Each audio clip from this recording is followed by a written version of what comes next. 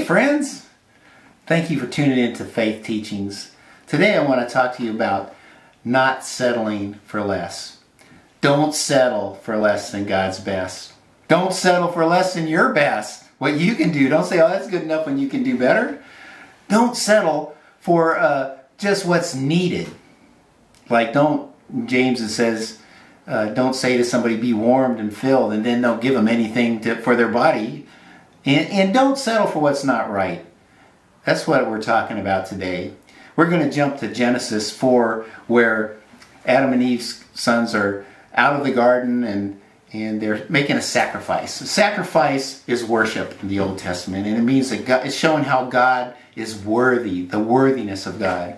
So Abel came, the youngest son, and he sacrificed some of the best of his flock, the young lambs, and God loved that sacrifice. And Cain came and sacrificed some of his vegetables. He was a farmer.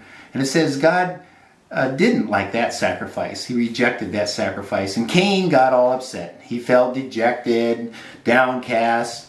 God came to him in Genesis 4:6, and he says, why are you so angry? You know, why is your happy face fallen? Don't you know that you'll be accepted if you do what is right?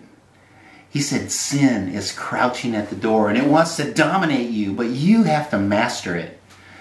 So when we get dejected, when we feel downcast, when we feel depressed or hurt, we have to ask ourselves why, and put our hope and faith in God. In another place in James it says, if we know to do right and we don't do it, then that is sin. Did Cain know to do right? Well, we're not sure exactly where they learned about sacrifice, but we do know that when Adam and Eve sinned, they were afraid, and they hid themselves from God, and they realized they were naked, and so they tried to make leaves to cover their nakedness, but God didn't accept that. That was like the first act of religion. Oh, we'll just do something, but it wasn't good enough. And God slew an animal. Could that have been the lamb slain from the foundation of the earth that it talks about in Revelation 13?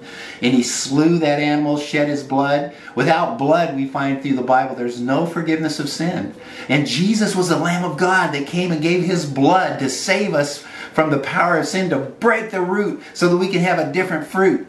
And so when he slew that animal, could they have seen that pattern of that lamb being slain, and then God made that covering for them of the skins?